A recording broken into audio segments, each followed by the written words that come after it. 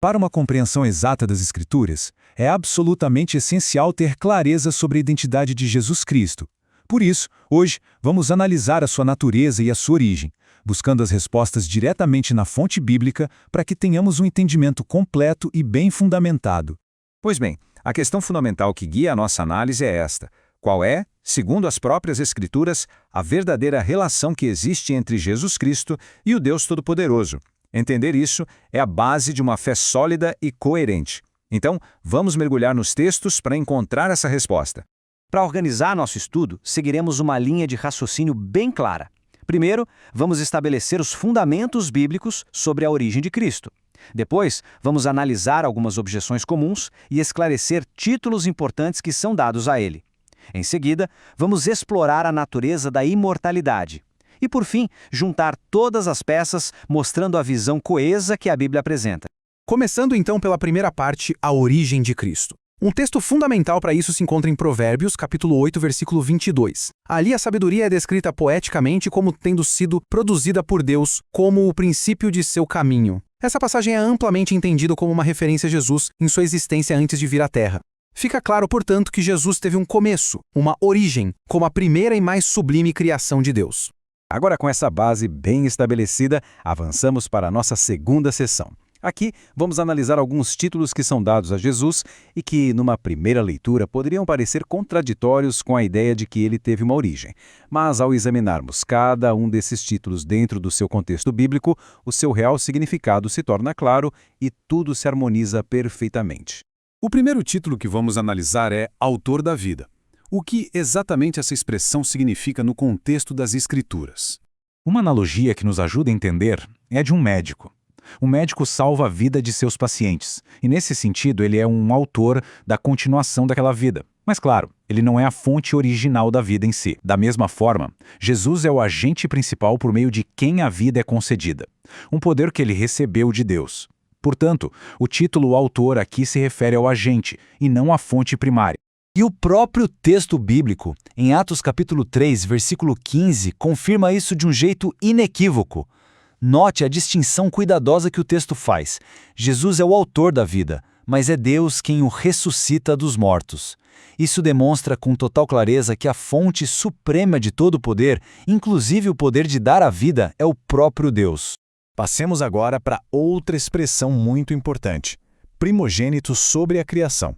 Aqui, a ideia de estar sobre a criação é o ponto central para uma interpretação correta. Pense, por exemplo, em um governador. Ele está sobre o Estado, ou seja, ele o governa, mas ele mesmo faz parte da nação. Da mesma forma, quando a Bíblia diz que Jesus é primogênito sobre a criação, isso significa que ele possui a mais alta autoridade dentro da criação, como seu governante designado por Deus. E o texto de Colossenses capítulo 1, versículo 15, reforça essa ideia com perfeição. O título primogênito, nesse contexto, não se refere a ser o primeiro a nascer em ordem cronológica. É um título de posição, que indica supremacia, o posto mais elevado e a autoridade sobre toda a criação de Deus. Ele é o principal da criação, e não o Criador que nunca foi criado. Agora, vamos analisar uma frase que pode parecer um pouco complexa: sem princípio de dias. À primeira vista, pode parecer que ele sempre existiu, não é mesmo? Mas o contexto nos mostra que essa expressão se refere a uma linhagem, a um registro genealógico, e não à sua existência.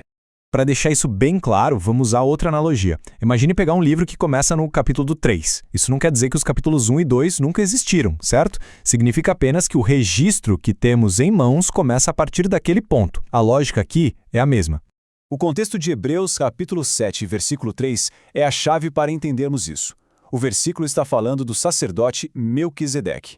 Diferente dos sacerdotes levitas, que precisavam comprovar sua linhagem, o registro de Melquisedeque não menciona seus pais ou sua genealogia. É a ausência de um registro genealógico que está sendo destacada, e não a ausência de uma origem.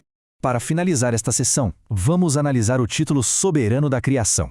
A pergunta-chave aqui é: de onde vem essa soberania?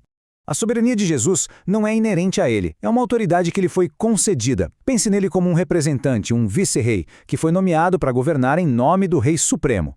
O poder que ele tem foi delegado a ele pelo Deus Todo-Poderoso. Ele não é a fonte desse poder, mas sim o seu fiel executor. E Apocalipse capítulo 3, versículo 14, conclui este ponto de forma perfeita. Jesus é chamado de o soberano da criação de Deus, o que confirma que o seu domínio é sobre a obra de Deus, um papel que ele recebeu e que cumpre com total perfeição. Seguindo em frente, chegamos agora a uma distinção teológica que é absolutamente crucial para entender a relação entre o Pai e o Filho. Essa distinção tem a ver com a própria natureza da imortalidade. Como veremos, a Bíblia estabelece uma diferença fundamental entre a imortalidade de Jeová e a imortalidade de Jesus Cristo. A diferença é esta, e é uma diferença profunda. Jeová Deus possui imortalidade inerente. Isso quer dizer que ele é imortal por sua própria natureza. Ele sempre existiu e não pode deixar de existir. Já Jesus Cristo, por outro lado, recebeu a imortalidade. É importante lembrar que ele morreu e depois foi ressuscitado para uma vida indestrutível, um dom que foi concedido a ele por seu Pai. Ele se tornou imortal. Isso talvez pareça confuso quando lemos 1 Timóteo capítulo 6, versículos 15 e 16, onde o apóstolo Paulo descreve Jesus como o único que é imortal. Mas, novamente, o contexto é fundamental. Paulo está se referindo ao Cristo glorificado, ressuscitado. É nessa condição, depois de sua morte e ressurreição, que ele possui uma vida única e indestrutível, que lhe foi dada por Deus.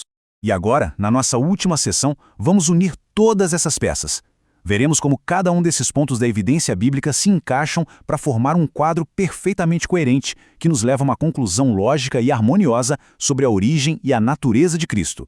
A progressão que a Bíblia nos mostra é clara e lógica. Vamos recapitular. Primeiro, Jeová é eterno, não teve começo e não terá fim. Segundo, Jesus teve uma origem, uma que foi concedida por Deus. Terceiro, ele foi criado, o Filho unigênito. Quarto, ele se tornou o agente por meio de quem todas as outras coisas foram criadas. Quinto, ele recebeu autoridade, poder e, finalmente, a imortalidade. E sexto, hoje ele reina como o Filho exaltado de Deus. Um ponto de importância vital que surge de toda esta análise é o seguinte: as Escrituras nos ensinam a honrar o Filho. Contudo, honrar o Filho não significa de forma alguma igualar-o ao Pai, em natureza ou em origem. São posições de honra distintas, e reconhecer essa distinção é a chave para a adoração correta. Portanto, a conclusão lógica e irrefutável que as Escrituras nos apresentam é esta: a verdadeira adoração bíblica exalta a Jesus como Senhor, o Filho que foi elevado a uma posição de máxima honra, ao mesmo tempo em que reconhece a Jeová como o único Deus Todo-Poderoso, a fonte de tudo e de todos, inclusive de seu amado Filho.